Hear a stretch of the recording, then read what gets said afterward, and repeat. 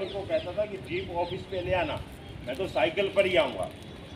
और सबसे ज़्यादा खुशी की बात मुझे श्री करणपुर से ही लगी कि यहाँ पे तो शहरों के आगे भी श्री लगाते, हमारे तो पिता के आगे भी नहीं लगाते।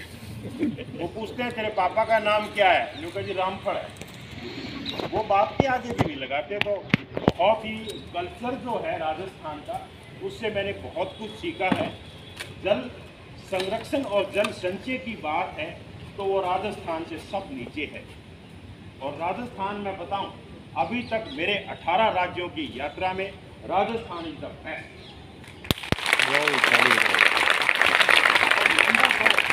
नंबर 2 पे किसी स्टेट का नाम आता है तो वो है गुजरात। गुजरात में जो प्यार मिला, जो सम्मान मिला, वो गजब रहा। बहुत से लोगों ने जितना मुझे समझा और मेरी बात को समझा, वो भी गजब रहा। सभी बड़े नेता, अधिकारी, कमिश्नर, IPS, SP, सभी लोगों से मिल कर के आ रहा हूँ। एक बहुत बड़ा अनुभव है और आज आपके सामने आकर के आपसे भी बहुत कुछ सीख के जाऊँगा, क्योंकि संस्कृति की बात आती है तो राजस्थान से पूरा देश सीखता है। तो मैं क्यों ना सीखूँ, मैं आपको सिखाने के लिए नहीं आया, ठीक है ना। तो आप सभी एकदम रेडी है ना, फ्रेश है। अच्छा चलो हाथ खड़े करके ये बताएंगे कि सपना किस किस ने देखा है। अच्छा कोई एक बताए खड़ा होकर के।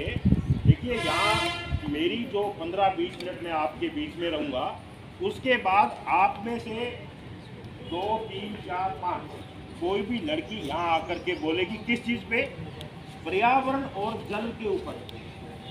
और आपको क्लू दे देता हूँ मैं कि जल का बचाव कैसे हो सकता है, पर्यावरण के दुश्मन कौन कौन है, पर्यावरण के दोस्त कौन कौन है, पर्यावरण कैसे बच सकता है, पानी की बर्बादी आपने जो देखी है गांव में, गली में, घर में, वो क्या देखी है। सच्ची बात बोलना, अगर मम्मी पानी खराब करती है तो यहाँ बोलना मेरी मम्मी खराब करती है। अगर भैया कार धोते हैं उस पानी से जो जन स्वास्थ्य विभाग इतना बड़ा खर्चा करके आपके घर पीने के लिए भेजता है, उससे तो मैं कहता हूँ नहाना भी नहीं चाहिए। और उस पानी से अगर कार धोते हैं या उस पानी से आप अपनी भैंस या गाय को नहलाते हैं तो वो गलत है और उसके अंदर परिवार में दिक्कतें आएंगी। जल देवता है। गुरु नानक देव महाराज ने 550 साल पहले ये बात कह दी थी कि पवन गुरु, पानी पिता, माता धरत महन। धरती माता को संत बताया था, आज धरती माता को हम गंदा कर रहे। यही स्वच्छ भारत मिशन इसीलिए आया, जल जीवन मिशन इसलिए आया कि 2018 में एक नीति आयोग की रिपोर्ट आई कि भारतवर्ष में शहरों में और गांवों में अगर पानी की बर्बादी नहीं रोकी गई तो देश के अंदर भारी आर्थिक मंदी का दौर आ सकता है।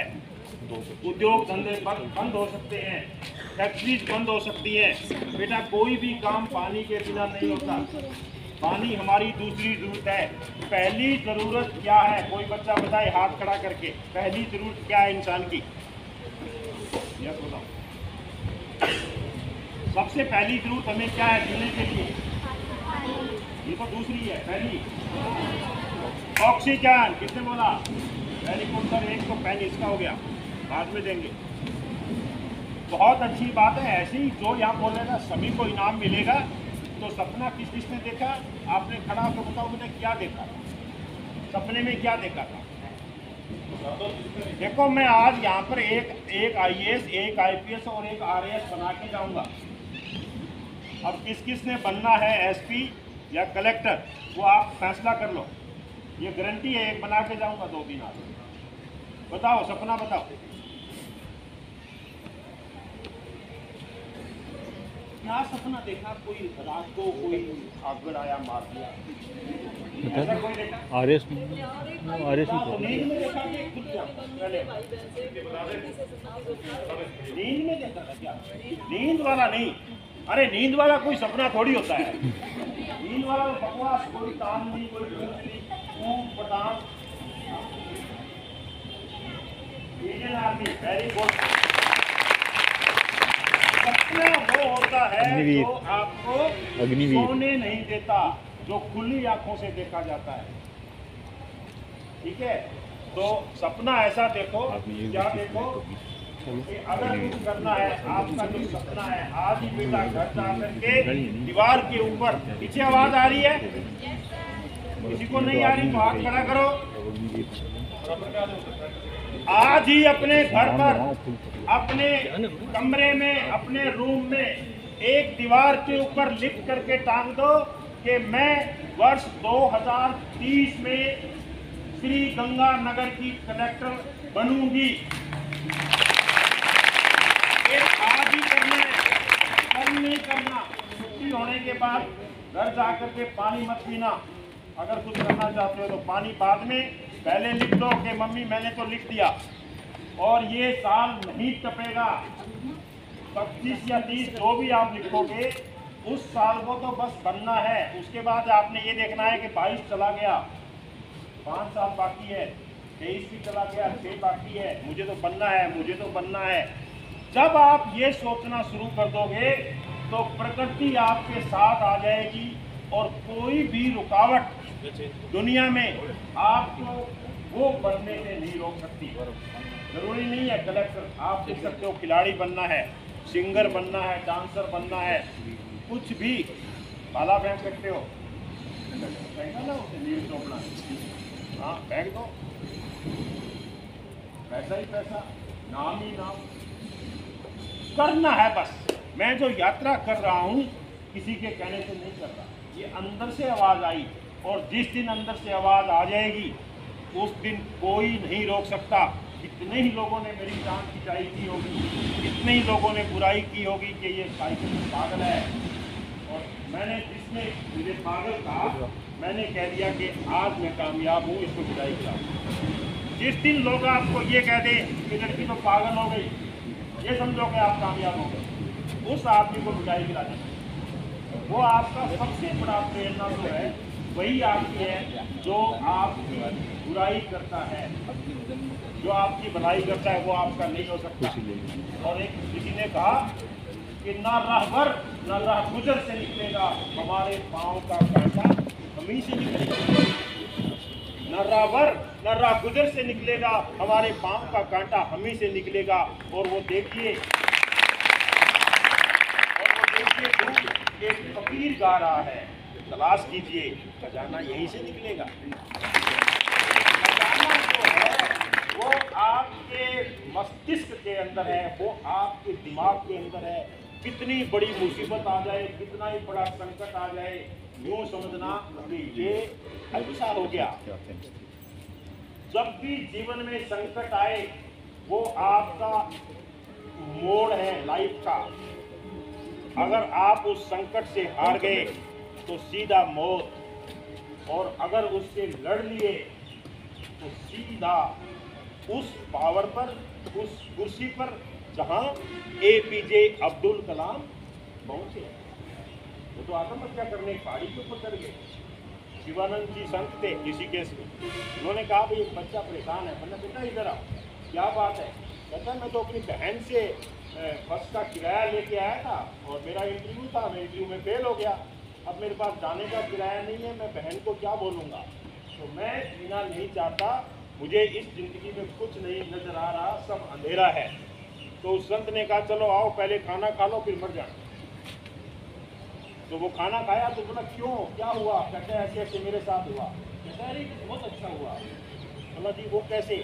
कहता है आप इस नौकरी के लायक नहीं हो, भगवान ने आपको कोई और काम के लिए रखा है और आप किसी बहुत बड़ी कुर्सी के ऊपर जाने वाले हो, इसीलिए आपका सिलेक्शन नहीं हुआ। तो मैं आपको कहता हूँ कि जब भी आप किसी इंटरव्यू में जाओ और आपका सिलेक्शन ना हो, आपके साथ के लोगों का हो जाए, तो ये खुशी मनाना कि अच्छा हुआ मेरा नहीं हुआ, ये तो छोटी सी नौकरी है, ये तो कोई अच्छी नहीं है। लेकिन उसके लिए मन को हमेशा तैयार रखना है। अभी एक जोक सुना दूँ आपको कि अभी ये सपने की बात आई तो बंद आंखों वाले सपने की बात। बंद आंखों में देखा हुआ सपना, उसका कोई मतलब नहीं। एक बार मैंने गलती से देख लिया, इतना जोर का थप्पड़ लगा मुझे। वो कैसे लगा? बेटा मैं ट्रेन में सफ़र कर रहा था और ट्रेन में सफ़र करते करते क्या होता है कि हमें नींद आने लगती है, आती है ना, तो मुझे भी नींद आ गई। और नींद में क्या देखता हूँ कि मैं चला गया स्वर्ग लोक में, जहाँ बनने की बात जाती पहले ही चला गया। और वहाँ जब एक और कमरे में अंदर गया तो उसमें बहुत सारे दिए जल रहे, बहुत सारे दिए दिवाली वाले। तो अभी मैं वो दिए गिन रहा था कि कितने दिए हैं, 1 2 3 अनगिनत थे। तभी जो यमराज जी वहाँ पे होते ना, उनका पीए अंदर आया गेट से, कहने लगा भाई साहब कहाँ से आए हो? मैंने कहा जमीन से। जमीन से इसलिए मैंने कहा धर्मराज जी से मिलना है। तो वो मुझे पकड़ के धर्मराज जी के पास लेके गए। वो ऐसे ऊंची गद्दी पर बैठे थे। तो मैंने कहा सर नमस्कार। मैं कहा हाँ बताओ। मैंने कहा सर एक तो ये बताओ कि जो आपका सिस्टम है कि जो बूढ़ा है मरना चाहता है उसको तो मारते नहीं हो, और जो युवा है अपने माँ बाप की इकलौती संतान है उसको आप यहाँ बुला लेते हैं, ये आपका क्या सिस्टम है? उन्होंने कहा नहीं ये चीज समझ में नहीं आएगा, ये मत पूछो, और कोई सवाल है तो पूछो। मैंने कहा चलो ये बताओ ये दिए क्यों जल रहे हैं? तो बोले हर एक दिया उस व्यक्ति का है जो जमीन पर जिंदा है, और उस दिए में उतना ही तेल है जितनी उसकी उम्र है। यानी अगर दिया भरा हुआ है तो वो किसी बच्चे का, मेरा भी दिया था।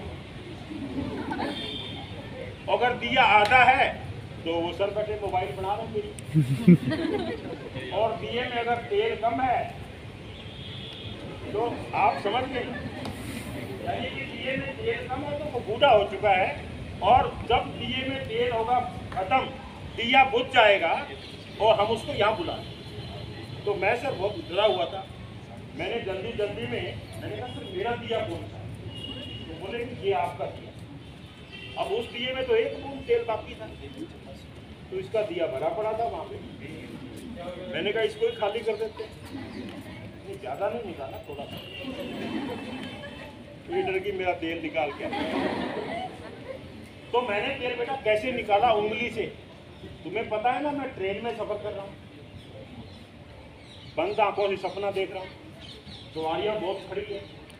तो मैंने क्या किया, तेल में से वो 2-3 बूंद निकाल लेते हैं, नहीं तो ये यही पकड़ के रख लेंगे। तो मैंने ऐसे उंगली से इसके दिए से ऐसे अभी 2 ही उंगली से तेल निकाला था। इतनी देर में मेरे सामने जो सवारियां खड़ी उन्होंने जोर से थप्पड़ लगाया। मैंने कहा क्या हुआ? कहता भाई साहब कितनी देर हुआ, कभी उंगली मेरी कान में डाल रहे हो, कभी नाक में डाल। तो मैं तो तेल निकाल रहा था। तो जीवन के अंदर जो आनंद है, जो सुख है, वो अच्छा नहीं। जब भी आपके लगे कि जीवन जो है बहुत बहुत सुंदर है और लाइफ बहुत अच्छा है और आनंद आ रहा है, इट मीन कुछ खो रहे हो, उससे तुरंत बाहर निकलो।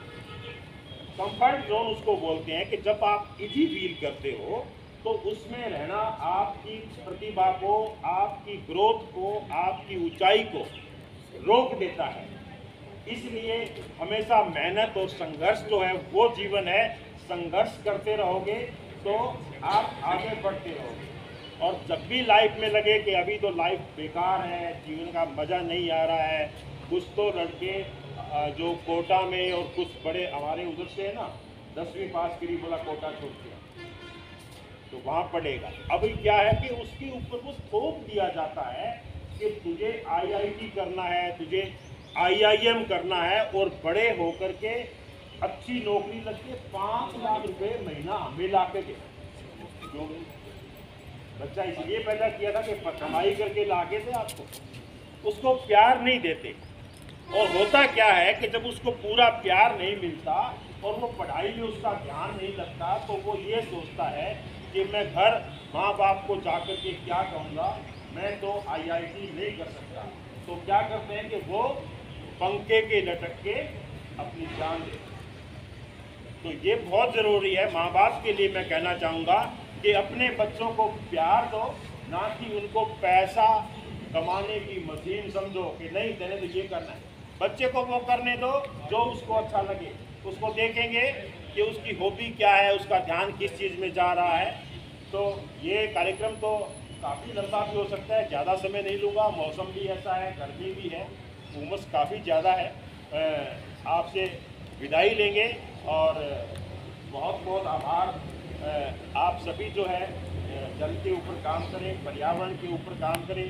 पेड़ पौधे पशु पक्षी ये सब धरती माता की जो है संतान है, और हमारी ये ड्यूटी है कि आप यहाँ इस धरती पर रहेंगे और इस धरती पर ये जो सब प्राणी मात्र है इन सबको बचा करके रखना है।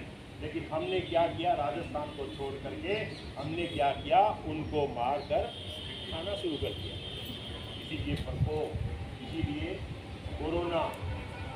मैं वहाँ रहता था गुड़गांव में, जब कोरोना था तो मेरे साथ वाले लोग लिफ्ट में वहाँ 20 मंजिले ऊपर घर, तो वो क्या करते, पॉकेट के अंदर माचिस की तिल्ली रखते थे और लिफ्ट का बटन माचिस की तिल्ली से, मैं उंगली से दबाता था। तो जब मैं साइकिल यात्रा पे निकला, मैंने उनको फ़ोन किया कि सर कैसे हो, कहते हम तो सारे पॉजिटिव हो गए। मैंने कहा तिल्ली तो क्यों नहीं लगाते। तो जिस आदमी ने दिन में 20 बार हाथ धोए, जिस आदमी ने एसी में रहा, जिस आदमी ने किसी आदमी से मिला नहीं, वो सब कोरोना के पॉजिटिव। और जो मिट्टी के ऊपर ज़मीन में जैसे तुम बैठे हो, ये धरती माता से जुड़ने का सबसे बढ़िया साधन। जिन लोगों ने हाथ और मिट्टी से का खाना खाया उनको किसी को कुछ नहीं हुआ। इसका मतलब बीमारी कोई थी नहीं, ये तो प्रकृति का प्रकोप था। जो प्रकृति से दूर भाग रहे थे, प्रकृति ने उनको पकड़ लिया। ये सब मेरे दुश्मन है और इन सबको बीमारियां, तो आप सब जो है इसके ऊपर रहें। और अभी मैं ये कहूँगा कि इधर से अगर 2 पार्टी बनाएं, इधर से और इधर से, देखते हैं दोनों में से कौन जीतता है। यहाँ आकर के पानी या पर्यावरण के अपने सबक बोलेंगे। मेरे बारे में कुछ बोलने की जरूरत नहीं, आपने क्या देखा है और क्या होना चाहिए। स्कूल में भी आपने कहीं पानी की बर्बादी देखी, गांव में, गली में, घर में किसी को कुछ कहा, उसने आपसे लड़ाई कर ली, वो बात भी बताओ, ताकि ये सब लोगों को पता लगे कि किस प्रकार हम पर्यावरण और जल का संरक्षण कर सकते हैं। कोई नई बात बताएं। कुछ स्कूलों में ऐसी बातें मुझे बताई कि जो मुझे पता ही नहीं था, और किसने बताई, 10वीं क्लास में किसी ने बताई। तो ये सब सीखने का एक तरीका है। इतने लोगों को बीच में आने का मेरा मकसद यही है। तो आप आइए, आप करा करें, इधर से कोई आएगा, इधर से, मेरी तरफ से जय हिंद, जय भारत। कोई मैं 3 तक गिनूंगा, कोई भी उठे भाई। 1 2। बेटा ये अपनी साइड वालों को जीतना है, बोलो कोई भी। ये आपका यूपीएससी का पहला इंटरव्यू है। जो बोलना है तैयारी करो, बोल लो, कुछ भी बोल लो पानी के बारे में। अगर आपने 1 सेकंड लगा दी तो वो अगले को बुला लेंगे और आपको रिजेक्ट कर देंगे। तुरंत डिसीजन लेना है। आओ, यहीं से सीखेंगे बोलना।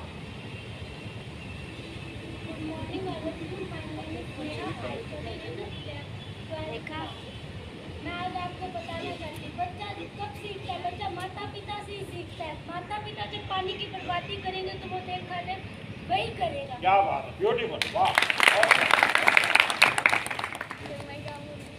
सर क्या कह रहे हैं, उन्होंने कुछ कहा ही नहीं आपको। हाँ बोलिए, इजी वॉइस। और जैसे अपने बड़ों से ही सीख कर बच्चा सीखता है। अगर बड़े ही बर्बादी करेंगे पानी की और दूसरों को एडवाइस देंगे भी पानी की बर्बादी ना करो, वो खुद पानी की बर्बादी करते हैं, तो फिर उनसे बच्चा क्या सीखेगा, यही सीखेगा कि पानी की बर्बादी।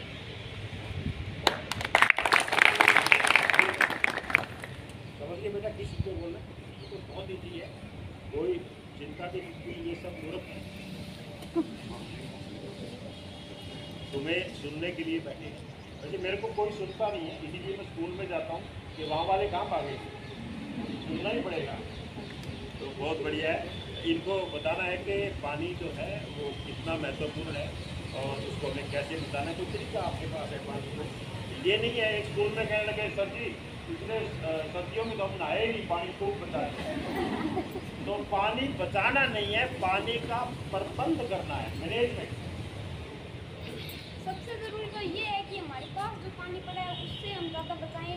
और दूसरा, पहली बात तो हम कहीं जा रहे हैं, कहीं टूटी चलती है तो वो चीज़ अगर हम उससे भी बंद करते हैं तो भी बहुत पानी बचा सकते हैं। अगर स्कूल में भी टूटी चलती है अगर उसे भी बंद करते हैं तो भी बहुत पानी बचा सकते हैं। कोई मुझे बर्बाद करते थे, हमें देखना है किस तरह करते हैं। पानी फिर वही बर्बाद करते हैं जो टूटी चला के छोड़ देते हैं, बंद करनी चाहिए। अरे पानी कौन बर्बाद करता है? जिनको बहुत ज़्यादा मिलता है या जिनको कम मिलता है? जब कम मिलता है वो तो उसमें यूज कर लेते हैं, जिनको ज़्यादा मिलता है वही यूज वही खराब है।